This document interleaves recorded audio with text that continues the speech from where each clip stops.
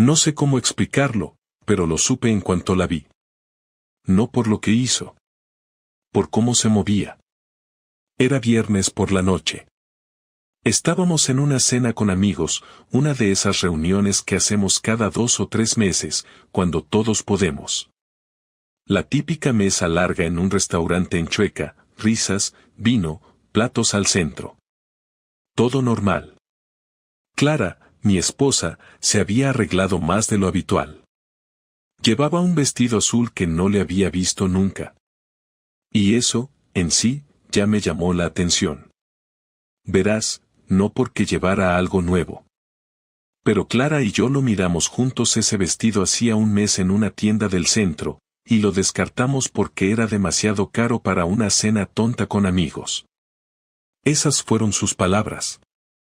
Esa noche lo llevaba puesto. No le pregunté nada. No quería parecer controlador, ni celoso. Pero me quedé con esa sensación incómoda.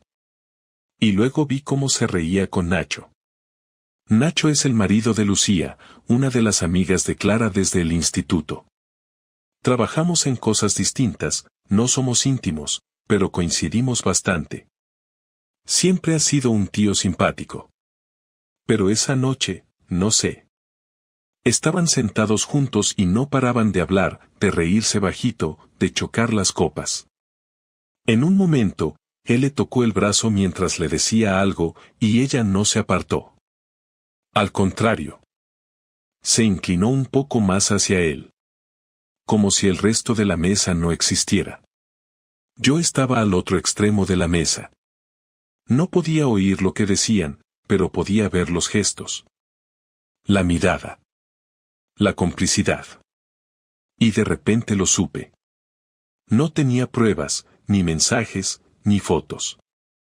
Pero lo supe. Todo cambió en ese instante. No me fui ni monté un numerito. Me quedé en mi sitio, sonriendo como un idiota, llenando copas, hablando de fútbol y del curro, mientras la comida me sabía a polvo y el estómago se me retorcía. Fue esa noche cuando decidí que algo pasaba. Y que, aunque me doliera, tenía que saber qué. No por celos. Por respeto. Por mí. Y porque algo en mí, muy dentro, ya sabía que aquella historia se estaba rompiendo. Que había empezado el mes en que todo se iba a ir al carajo.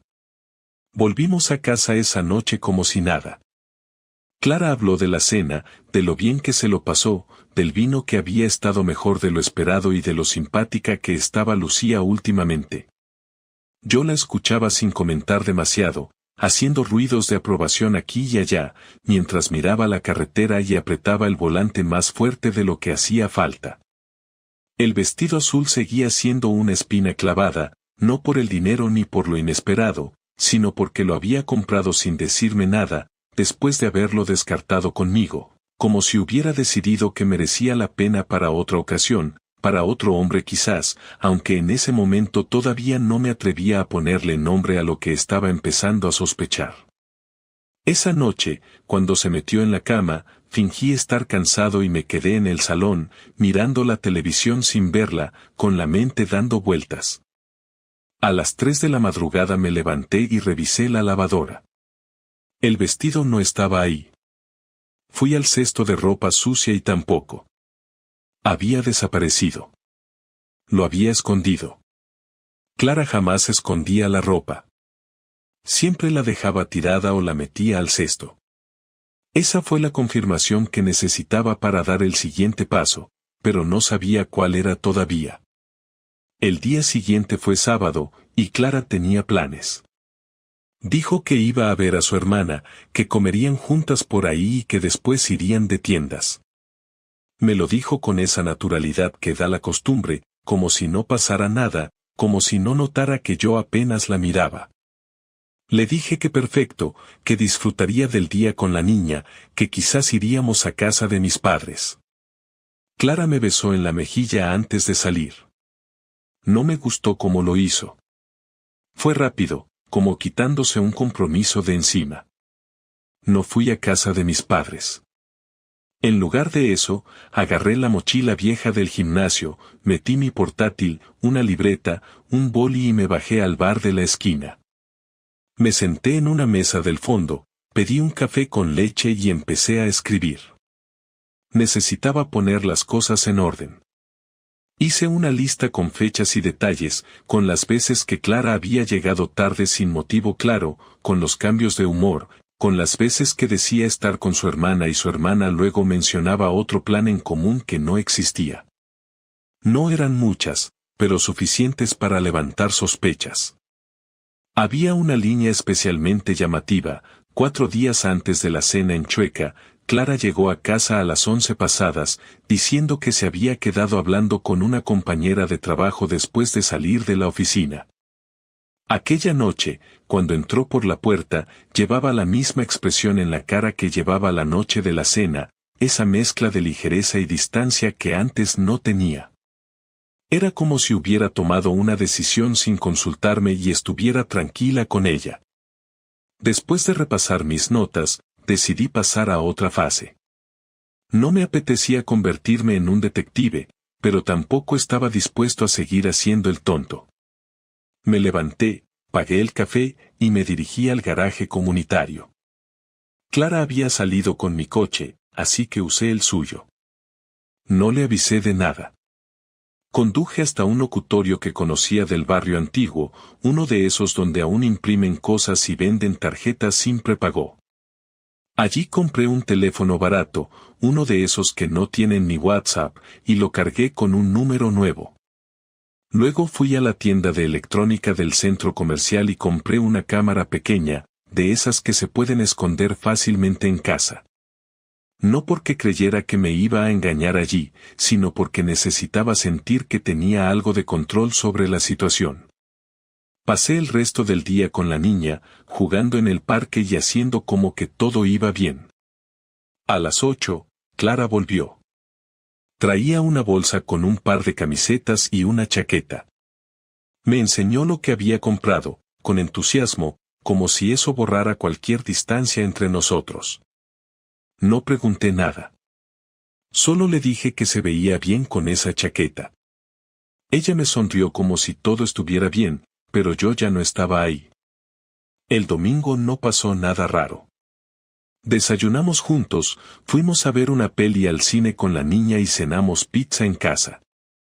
Pero yo sabía que esa calma era falsa. Estaba esperando a que llegara el lunes.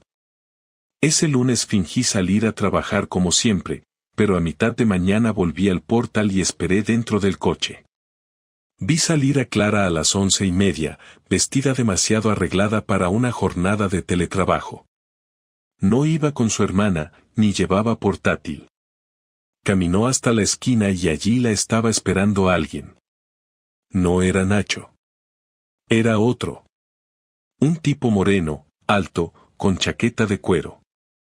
Se saludaron con un beso rápido en los labios, como quien no quiere llamar la atención. Luego se fueron caminando hacia la estación. No lo seguí. No era necesario. Lo había visto. Volví a casa, me senté en la cocina y estuve más de 1 hora sin moverme. No estaba enfadado. Ni siquiera triste. Sentía una especie de desgarro tranquilo, como si una parte de mí ya hubiera asumido que esto iba a pasar. No pensé en vengarme, ni en divorciarme, ni en la niña. Solo quería entender cómo habíamos llegado hasta ahí. Cómo se rompe algo que parecía estar bien. Y sobre todo, cuando se rompió exactamente. Porque si lo supe solo con ver un vestido, tal vez lo sabía desde antes. Pero ahora lo sabía de verdad. Sin excusas, sin interpretaciones. Y Clara aún no lo sabía. El martes me levanté antes que Clara. Preparé café como cada mañana y me senté en el salón, esperando que bajara. Cuando lo hizo, venía con esa cara de recién levantada que siempre había encontrado entrañable, pero ese día no sentí nada. Ni ternura ni odio. Solo una distancia inmensa. Me preguntó si me pasaba algo, porque al parecer no había oído la cafetera. Le dije que estaba todo bien, que había dormido poco, que tenía la cabeza en mil cosas. Me miró un segundo más de lo normal y luego se fue a la cocina. Yo sabía que ese no era el momento para hacerlo. No mientras aún estaba dentro de su rutina, no mientras pensaba que podía seguir fingiendo. Así que dejé pasar el día. Esperé al viernes. Ese día Clara trabajaba desde casa, pero la niña tenía una excursión y no volvería hasta la noche. Aproveché que se metió a duchar y fui al salón. Coloqué el móvil sobre la mesa y abrí el video que había grabado desde el coche el lunes. Era corto, apenas unos segundos, pero se les veía perfectamente a ella y al tipo del abrigo, dándose ese beso rápido, como si supieran que estaban haciendo algo que no debía durar. Dejé el video en pausa, esperé a que saliera del baño y le pedí que viniera un momento, que quería enseñarle algo. ¿Qué pasa?, dijo mientras se secaba el pelo con una toalla. Siéntate, le dije, sin mirarla directamente. Se sentó en el borde del sofá, con la misma actitud de quien espera que le enseñen una oferta por internet o una noticia absurda. Le di el móvil. Lo vio. No dijo nada al principio. Reprodujo el video una vez, lo volvió a poner, pausó, agrandó la imagen. Luego me lo devolvió sin levantar la mirada. ¿Quién es?, pregunté sin rodeos. Clara respiró hondo, cruzó los brazos y se quedó callada unos segundos que se me hicieron largos. Se llama Álvaro, dijo, finalmente. Es alguien que conocí hace unos meses. ¿Alguien del trabajo? No exactamente. Es amigo de una compañera. Coincidimos en una cena. Luego volvimos a vernos un par de veces más. No le creí. Sabía que no se habían visto solo un par de veces, pero no me interesaba comprobarlo. No quería leer mensajes ni revisar calendarios. No necesitaba más. Lo que había visto era suficiente. Lo que me estaba diciendo era simplemente confirmar lo que ya sabía. ¿Desde cuándo está pasando esto? No sé exactamente. Han sido encuentros puntuales. No es una relación. No estoy enamorada de él, dijo con una frialdad que me dolió más que cualquier otra cosa. ¿Y por qué lo hiciste? Se quedó pensando, como si necesitara construir una explicación que no sonara demasiado egoísta, pero que tampoco fuera completamente falsa. Se acomodó en el sofá, como si el tema fuera uno más de los tantos que habíamos tenido en el pasado, como si estuviéramos hablando de dinero o de algún problema con la caldera. No lo sé. Supongo que me sentía desconectada. Contigo, con todo. No fue premeditado. No lo busqué. Pero pasó. Y no sé cómo pararlo. No lo buscaste, pero te diste el tiempo para repetirlo. Para ocultarlo. Para vestirte para él. Para mentirme en la cara. No te he mentido tanto como crees, respondió, lo cual me pareció hasta gracioso. Nunca te dije que estaba con él, pero tampoco te inventé historias. Solo, lo omití. Lo omitiste. Claro. Como el vestido azul. ¿Ese también fue un olvido? Clara se tensó al oír eso. Sabía perfectamente de qué le estaba hablando. Ese vestido me lo compré yo. Quería sentirme bien. No fue para él. No fue por nadie. Fue por mí. No me trates como si fuera tonto. Llevabas ese vestido cuando estuviste toda la noche hablando con Nacho como si el resto no existiéramos. ¿También fue casualidad? Con Nacho no ha pasado nada. Pero si te hizo sentir mal, lo siento. No me hagas el favor de disculparte ahora. No estás aquí para salvarme el día. Ya está hecho. El silencio se instaló entre nosotros. Un silencio pesado, cargado.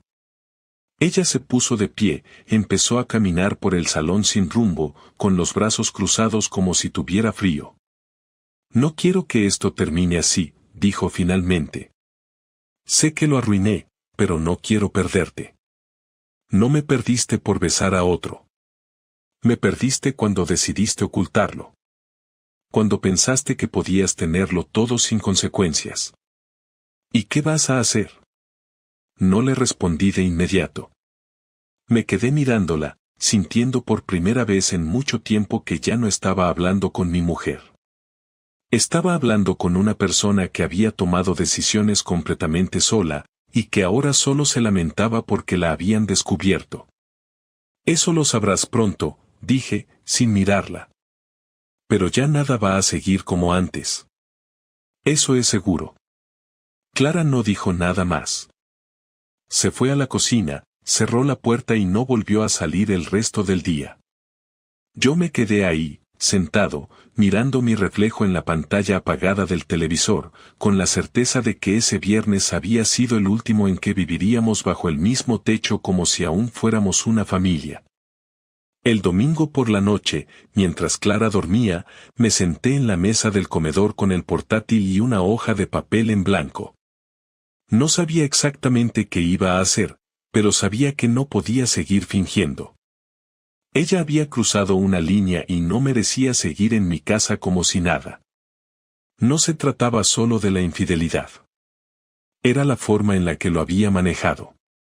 La tranquilidad con la que me había mentido, la frialdad al explicarlo, y sobre todo la falta total de arrepentimiento. Pensé en la niña. Pensé en la casa. Pensé en los años. Pero sobre todo pensé en mí. Había llegado el momento de protegerme. No desde el odio. Desde el respeto que todavía me tenía a mí mismo. Durante el lunes, trabajé con normalidad, pero cada pausa del día la usé para hacer llamadas. Contacté con un abogado que me recomendó un compañero. Le mandé un mensaje simple, le pedí una reunión y le dije que necesitaba gestionar un divorcio, pero que quería hacerlo con cuidado. Me respondió enseguida, me pidió detalles y fijamos una cita para el miércoles. Mientras tanto, empecé a hacer movimientos. Fui al banco a solicitar acceso individual a mi cuenta de ahorros. Clara y yo compartíamos una cuenta principal, pero yo tenía otra donde guardaba dinero desde hace años, casi por costumbre. Nunca lo usamos para nada.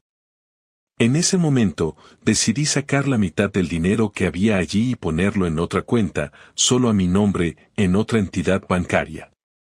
No era mucho, pero era mío. Ese dinero sería mi plan de salida. También revisé los papeles de la casa, recordando que el piso estaba a nombre de los dos, pero que yo lo había comprado antes de casarnos.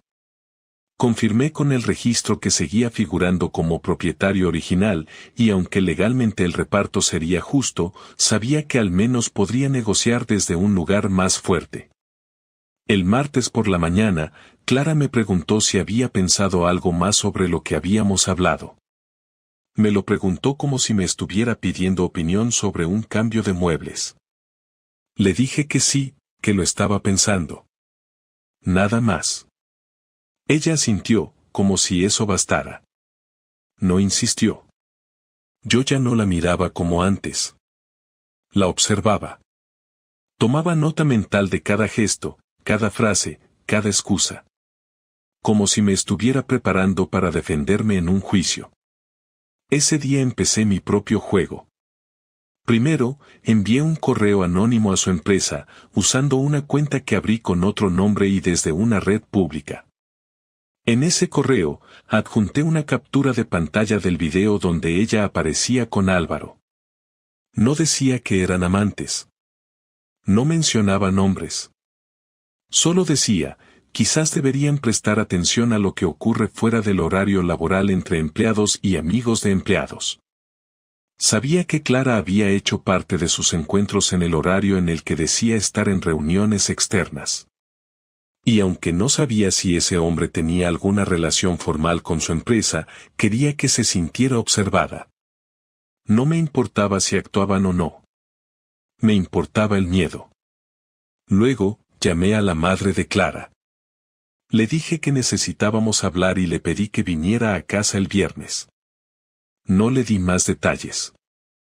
Ella accedió sin insistir.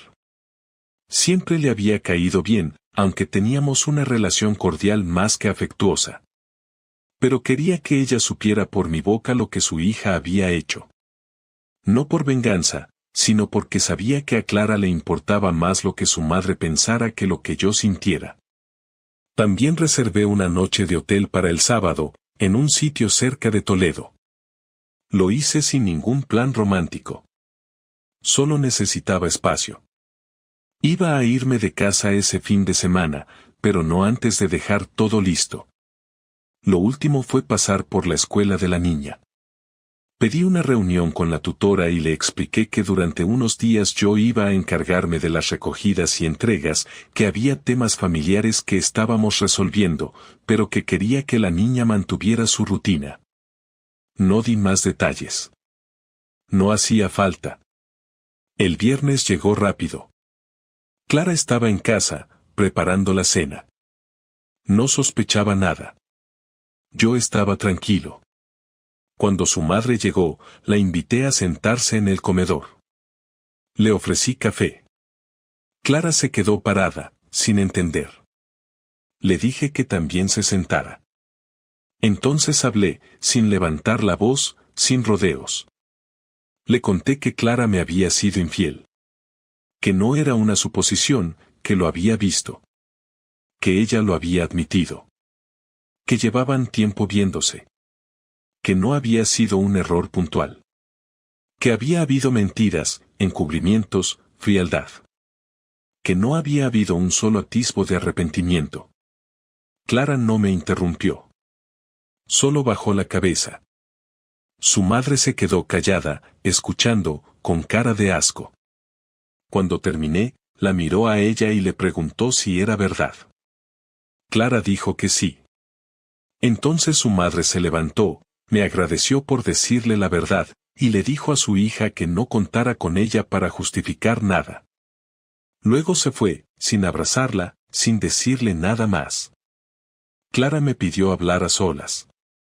Me dijo que no entendía por qué la estaba exponiendo así, que ella había sido honesta cuando le pregunté, que no merecía ese tipo de humillación. Le dije que yo tampoco merecía ser traicionado, pero que al menos ella tendría ahora que cargar con la verdad, no con mi silencio. Le dije que al día siguiente me iría de casa durante unos días, que el lunes comenzaríamos el proceso legal y que a partir de ese momento todo sería distinto. Le pedí que no intentara hablar conmigo durante el fin de semana. Que se ocupara de la niña, que actuara como una madre, si aún le quedaba esa parte intacta. No me gritó. No lloró. Solo se quedó en silencio. Y ese silencio, por primera vez, me pareció justo. El lunes llegué a casa a las 8 de la mañana. Clara estaba en la cocina preparando el desayuno para la niña. Me miró cuando entré, pero no dijo nada. Le pedí que se sentara conmigo en el salón cuando terminara. Esperé sin prisas, sentado en el sofá, con los brazos cruzados. Escuché cómo preparaba el tupper de la niña, cómo la ayudaba con la mochila, cómo le daba las mismas instrucciones de siempre sobre no perder el abrigo y prestar atención en clase. Luego oí la puerta cerrarse y el silencio volvió. Clara entró en el salón con la cara seria. Llevaba el mismo chándal gris que se ponía los domingos para estar por casa. Sin maquillaje, sin adornos, sin la sonrisa que usaba con los demás. ¿Y ahora qué? Preguntó directamente, sentándose en el otro sofá. Hoy he visto al abogado. Mañana presentaremos los papeles. Será un proceso sin muchas complicaciones si tú no lo complicas. ¿Vas a pedirme la custodia? No. La niña necesita a los dos. Pero quiero la mitad del tiempo con ella, y que no se repita lo de ocultarme cosas. Quiero saber cuándo estás con ella, dónde estás, y que se respete cada acuerdo que firmemos. Clara asintió, sin decir palabra. Luego bajó la mirada. No pensé que esto acabaría así, dijo después de unos segundos. No con abogados, no con amenazas. No son amenazas. Es orden. Tú elegiste hacer las cosas por tu cuenta y ahora toca asumir lo que viene. Lo que te dije el viernes no fue un impulso. Fue el principio. Lo pensé durante días. No puedo perdonar esto. No quiero vivir con una persona que se mete en una cama y luego viene a darme la mano como si nada. No fue solo sexo, Javier. Me sentía vacía, desconectada de ti. Tú también te habías alejado. Claro que me alejé. Tú te habías ido antes. Llevabas meses con la cabeza en otra parte. Me hablabas de cosas que no me incluían. Me apartaste sin decírmelo. Y ahora pretendes que entienda que fue por culpa de ambos. Pero no fue así. Fuiste tú quien lo cruzó todo. ¿Y tú nunca pensaste que yo también podía sentirme sola? Sí, lo pensé. Pero no pensé que la solución era acostarse con alguien. Y menos mientras seguías aquí, en esta casa, con nuestra hija en la habitación de al lado. No vengas ahora a disfrazar esto de un síntoma de nuestra crisis. Fue una elección. Tú lo elegiste. Tú lo repetiste. Y tú lo ocultaste.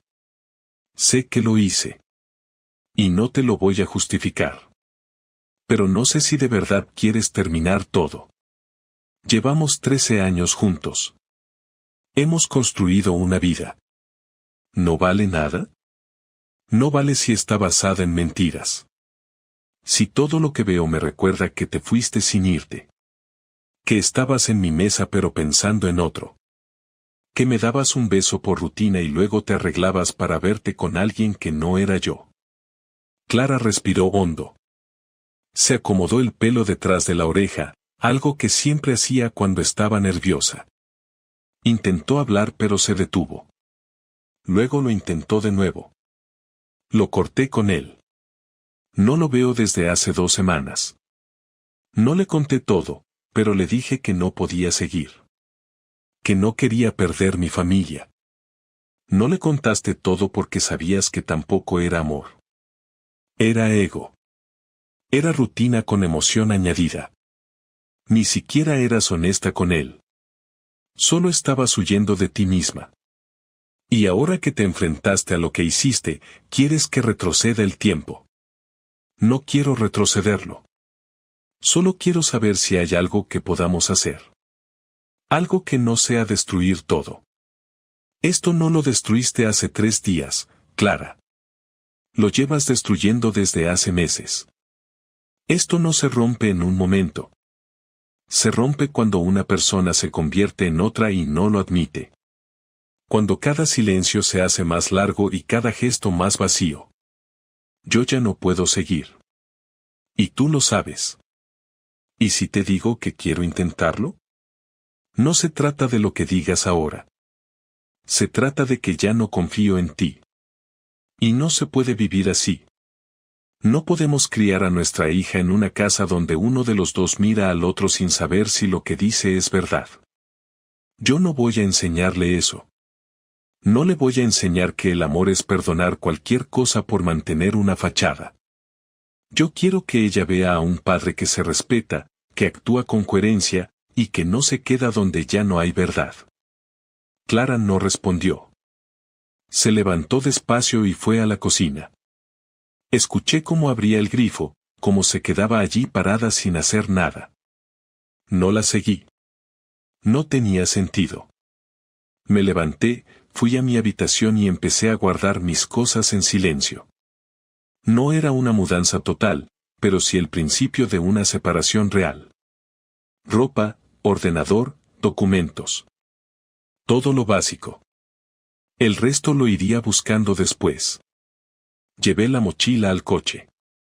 Cerré la puerta con llave y se la dejé en la mesa. No había nada más que decir.